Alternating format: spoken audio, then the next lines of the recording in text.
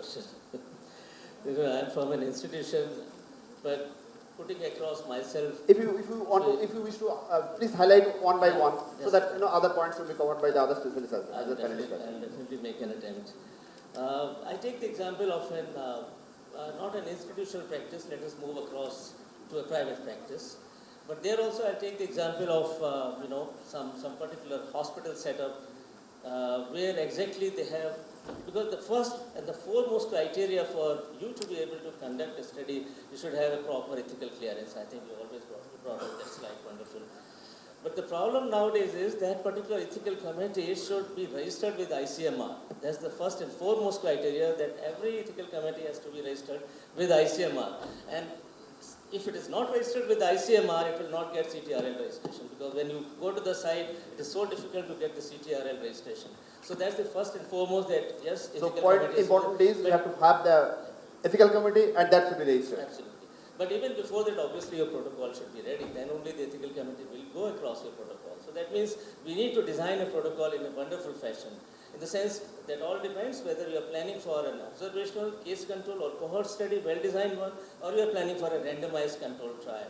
Or there are people who will go to the topmost level, that is conducting a systematic review and meta-analysis, which are extremely difficult, time-consuming, mind-boggling. And I can tell you that when you talk about the backup of a statistician, India is at least 12 or 13 years behind this statistical analysis, what is being going on in US or UK. I can tell you, and we have to accept that. And not because we don't have the motivation and inclination, but just because that particular software, they develop it very fastly, we don't. I'll just give you one example of linear mix model. This is a linear mix model because somewhere you have missed a study, a particular assessment or parameter has not been assessed at a particular follow-up stage.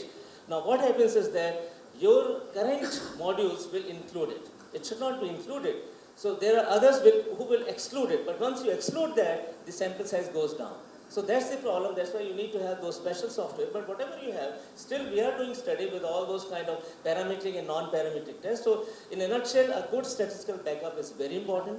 Your data compilation has to be very important. Your protocol has to be clear by So the two important areas you have highlighted: the protocol, the ethical committee, registration issues, as well as the statistical analysis and the different software that need to be available. The only thing which I would like to emphasize, forgot, was in addition to all your complete protocol, people tend to forget the patient information sheet, which is very important nowadays. For every case, in addition to taking the consent, you have to provide in that vernacular, whether it is Hindi or Bengali or whatever language, that sheet has to be provided to the patient. And that's almost a 3 or 4 pages patient information sheet. Okay. Dr. Vyas, please. What should we do to increase the publication? How should we motivate our juniors and ourselves, of course? Okay. See, observational studies, randomized control studies, etc. are not applicable to the beginner who's starting. First, he has to learn how to write. So, the easiest would be case reports. To start with case reports, get the hang of how to write and how to differentiate between what is important enough to be heard, which means you need to do literature citing. You have to start learning how to do literature citing to see what is important enough to be published. And then also the discipline of writing good English, proper English, etc., proper grammar, formatting, how to use reference manager. All this has to be learned. And then after the case report, maybe case series, maybe here one of the ways that I have circumvented this problem of ethics committee and others. I am in a private institution and no independent ethics committee wants to take a risk of granting permission to another independent institution to conduct a study. So what I have done is, I do a prospective study with the consent of the patients taken, but I report it retrospectively. So all our parameters are in place. What I wish to monitor, what I wish to document are all done prospectively, but it is reported retrospectively because that's the only way we can publish. So this is very important, that we should start with the case reports, which is the easiest form, and then we should be highlighting on the retrospective studies, which is easier, and all those steps can be avoided. It may be lower evidence. Can be avoided. Doesn't matter, but at least the idea goes out. Okay, I'll be coming to Dr. Joshi. Another very important aspect where some of these hurdles should be like the prevalence studies. Many times we are talking that, okay, what is the prevalence of this in India, and we don't have the data. So these are the other areas where, what is your opinion, how we should be motivating the same question, how should we be motivating ourselves as well as the youngsters to have more publications? Few of the points already has been addressed. What is your opinion to add to these points? You have to walk those extra miles.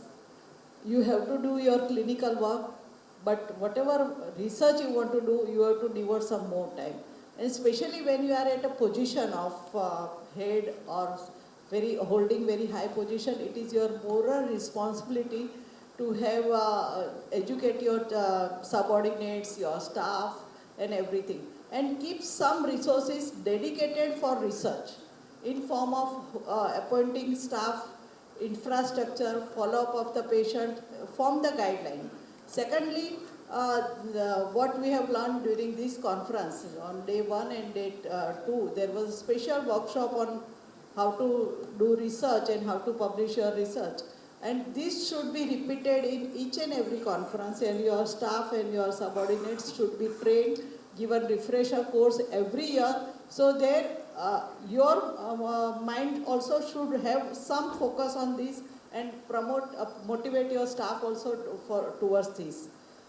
Documentation, data collection, evaluation is very important aspect, and now follow-up of the patient is also become easier with the help of emails and mobiles and all.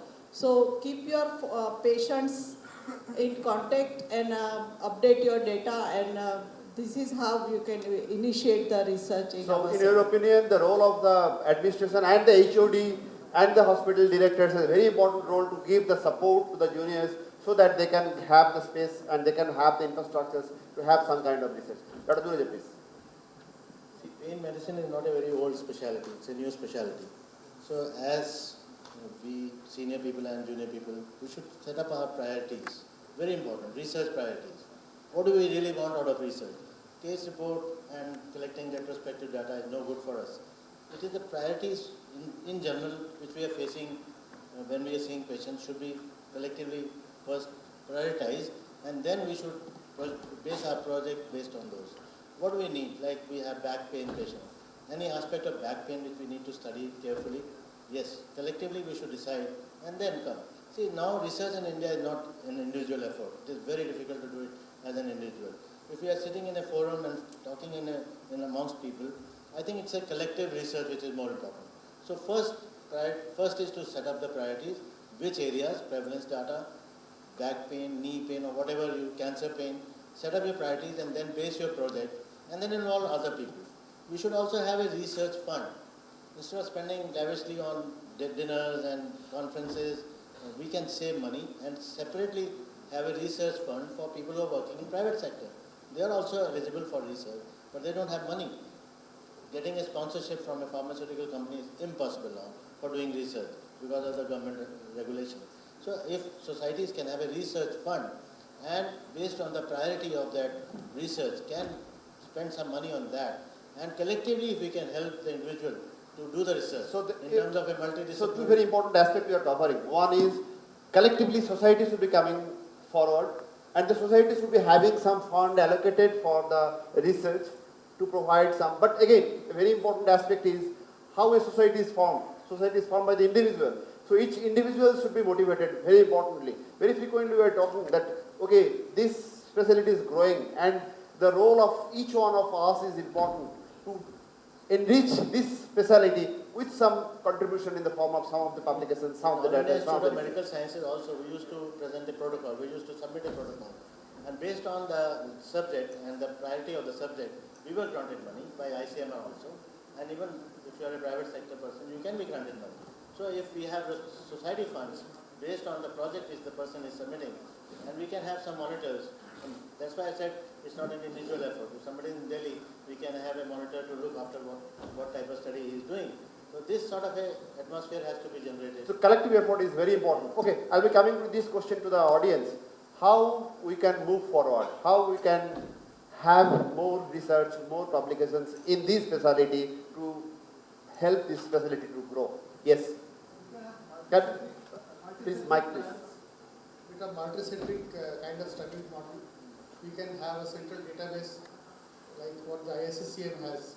They have a central database where you keep on putting our observation and data. So that could be done. So I think we can start with smaller things and then move into bigger things. I think. Okay, somebody was near behind wanted to say something. As I see before, it must be taught in the undergraduate level. The second, it must be separate specialty from anesthesia. The third, it must be, there is obstacles in some countries.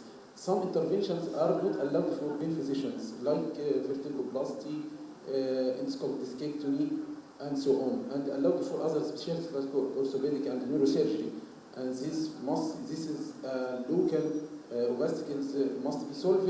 It prevent research in these aspects, in this aspect of interventions. Also, there must be separation between research and clinician, research team and clinician team in institution for pain management. The third, the last point is the pain medicine the name of pain medicine can be changed to an interventional procedures or interventional medicine, because we not deal with pain only, but deal with other conditions like There are lots of hypertension debates and so on. about it, and interventional cannot be a pain medicine. It can be a super specialty or something, branching. Pain Yes. medicine is a broad subject. That is a different issue. We are actually not discussing on that issue. We are discussing the issues that how we can increase the research and how we can increase the publications. Any more points, sir, whatever have been I discussed? just want to add, sir. Just Dr. Dirija have mentioned, the seniors, those are knowing the methodology, those are knowing all statistical tools and their applications, and the different aspects of the research, they should lead. And they also should know that what at the private level, at the lower level, those are not so efficient in those particular part of contribution, but they can contribute about their cases, about their information. So the leader will take the larger perspective of this research, and we all from the smaller groups can contribute. And we come Definitely, out there are a with lot that. of people who wish to contribute, but they don't know how. They have a very good ideas, but they don't know how to proceed ahead. Yeah. So here the role of the seniors is very important to support. The role of the societies are very important, how to support those ideas. Those ideas should be nurtured so that it is ultimately going into the big tree. So this is very much valid, And that a another- lot of people are there who Yes, wish to yes. support. Yeah, regarding the finances, as he has said, when there is a group like we have already made a research funding, then the participants can also contribute. So at the same time, they will be responsible because they are going to be part of that research, and the funds will not be the problem because they are also contributing it. So both ways, both parties are benefited through that, and the research will be a really authentic research. So my request is, all senior people who are really doing good research and who know everything about the types of research done, the economic support, how to procure and